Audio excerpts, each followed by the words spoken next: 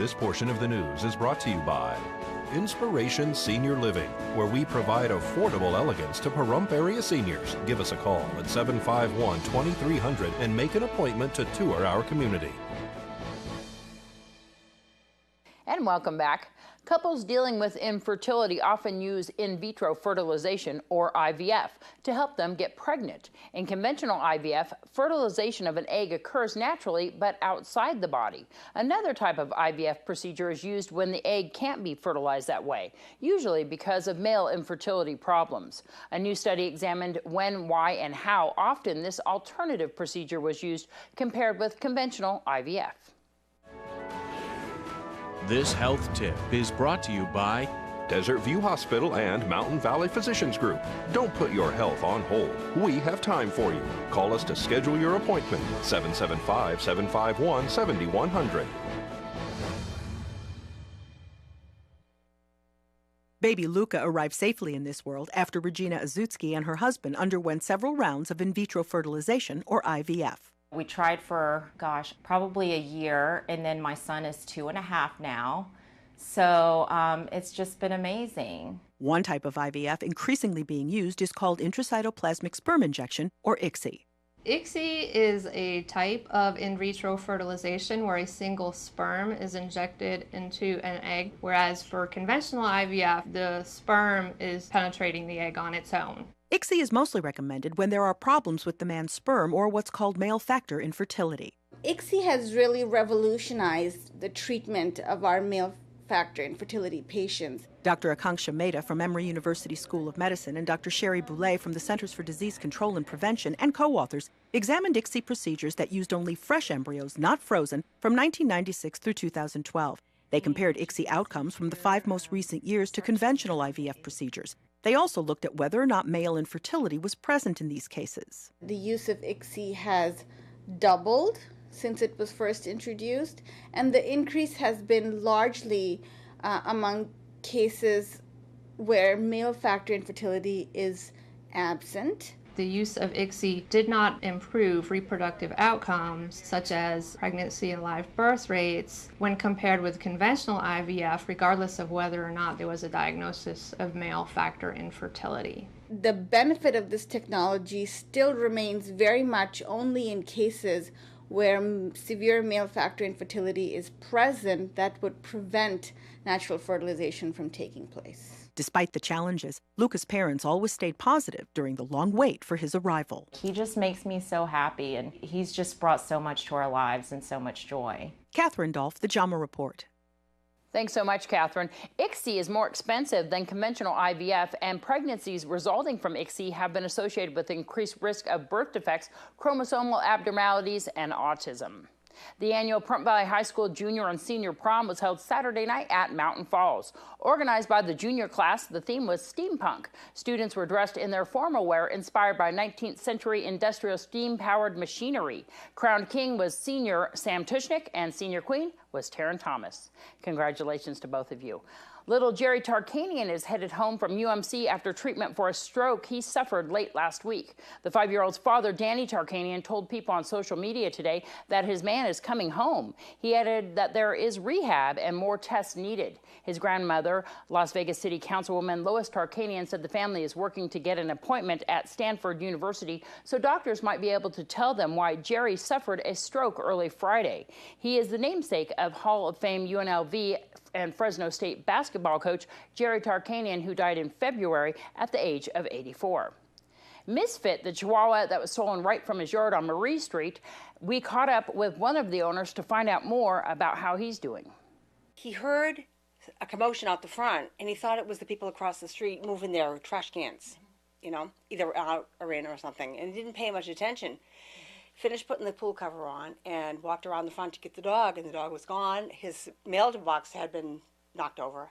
I said, something's wrong. Look what happened. And he said, no, and he called everywhere. We went looking everywhere. And I said, the dog has been stolen. The dog is gone. The dog is not here. So then little Misfit is missing. So you speak to your son about this and what comes about. I put it on Facebook. on Pahrump animals and Pahrump free and for sale in Pahrump. And the response was amazing, amazing. Everybody kept posting and sharing and pictures and everything. And then I see on within one of the posts, somebody wrote, "If this is your dog, call me, and you care about your dog, call me." And there's a picture of a dog. And my heart starts pounding, and I went, "Oh my God, that looks just like her." And I'm like, "Don't get your hopes up," and So I called the woman, and she said that she picked up the dog over by Lakeside, which is like, 10 miles from my house? And there's no way. If the dog ran for 3 days, it couldn't be over there. So somebody dumped the dog there. And I have a feeling that they got rid of the dog because there was just too much heat. Too many people knew about it. Well, what happened was the lady almost hit the dog in her truck. And she got out of the truck, and she tried to get Misfit to come to her. And the dog was afraid, so she finally got hold of the dog. She took the dog home, and she figured nobody cared about the dog. She was going to keep the dog because she has a male dog like that. It was her daughter who went over to her house, and she saw Misfit, and she said, "Where did you get that dog? That dog has been all over Facebook, all over the internet, all over the news. What are you doing with that dog?" So she took the picture of Misfit and posted that on Facebook. And I called, and I was like, I couldn't even talk. I was so choked up. I didn't say anything to my son. So I met her at Lakeside, and sure enough, I brought the dog home, and my son was in my bedroom with the door closed, and I took her in the bathroom, and I put her new Patriots hoodie on that she was going to wear to Boston. Took a picture with it didn't dawn on him.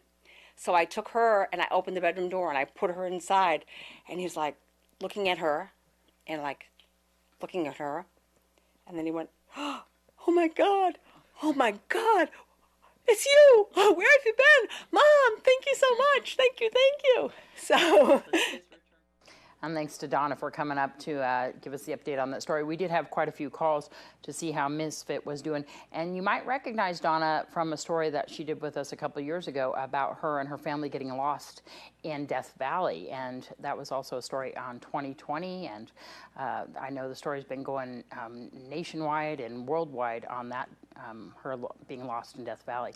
When we return, we'll catch up with RJ Lloyd and Darby O'Donnell at Fitness for 10. And here's Darby O'Donnell and RJ Lloyd with this week's update at Fitness for 10 with Peak Performance. I pretty much did the same with my weight. I didn't lose none. I kind of gained a few ounces. So tell me about what you're doing during the week as far as cardiovascular. When I come to the gym, I try to do 25 minutes. So I go onto the elliptical for between 10 and 15, depending on if I'm feeling super strong that day. And then I usually put it up to level 7 and then do 10 or 15 minutes. And then I either go onto the bike for the remaining time or I'll go onto the treadmill. Well, this week what we did was we kind of went ahead and did some thighs. We improved on some things, and I showed her a little more new things that she can do. We did some triceps, biceps, and as well as back, targeted back in different ways to kind of give her a bigger vocabulary in working out and how to do things differently. She seems to be more able to do more weightlifting, and also her level of performance is higher. Oh yeah, level of performance is definitely higher. We raised the bar a little bit, and she's accepting that with no problems at all. Of course, her strength is going to increase because of what we've been doing. We've been doing a lot of different things between circuit training and strength training and, working on cardiovascular. Everything's been tying into each other, which now is increasing her strength and her flexibility. She's doing great with everything she's doing. Are you finding that she's more able and more to do the exercises? Yeah, and she's having a great time doing it, and that's the best part of it, that you're having a great time doing the exercises, and it's not boring, and it's not mundane, and so basically she's having a good time doing it, which means she's going to continue to go on doing it and have a good time while doing it and learning things and getting better with it. Tell me about yourself as a peak performance trainer. What kind of training do you guys go through? Well, a lot of my training is I've been a personal trainer off and on for about 10 years. Before training, I was also a semi-pro football player for Abilene Texans. I'm a certified diver, a rescue diver rather, certified through NAUI. So basically, our training is our lifestyle. So there is no book or there is no thing that tells you how to do it. Of course, you go through certification courses and get certified as a trainer, but as far as learning how to train and how to do things and learning people, that's something you do on your own. You kind of take that into you, because personal training is not just a job, it's a lifestyle. And it is a lifestyle just to stay fit, isn't it? It is. It's definitely a lifestyle. And like Darby's having fun, you can have fun doing it. Like I told you before, I dive, I rock climb, I hike, things like that to keep myself active and have fun doing it. Not to mention crack open a couple of books and learn new techniques and try them out and see how well they work out with me, and then I introduce them to my clients. So it's always an ever-evolving, ever-changing thing. That's so good. RJ's been telling me that people have been showing up at the gym at Fitness for 10 saying that they want to join. So if you would like to, 751-6683 is the number, and you get a free training session when you sign up, and you can meet RJ and Joe Hayden and work out, and it's lots of fun. And thanks for everybody and all their wonderful comments that they've been telling us about seeing that segment. Let's join Courtney Salmon with Weekend Sports. Weekend Sports is brought to you by Wolfenstein Construction. The Prom Valley High School baseball team defeated Clark High School on Thursday 7-2 and played a non-conference matchup against Boulder City, where they lost 4-2. Prom is sitting in third place with only 2 losses in conference. Losing to Boulder City gives the Trojans an idea of what they're likely to face in the regional tournament. Boulder City is ranked first in the Division 1A Sunrise League, and they are undefeated. The PVHS softball team decimated Clark 23-0 on Thursday and then beat Boulder City 9-0 on Saturday.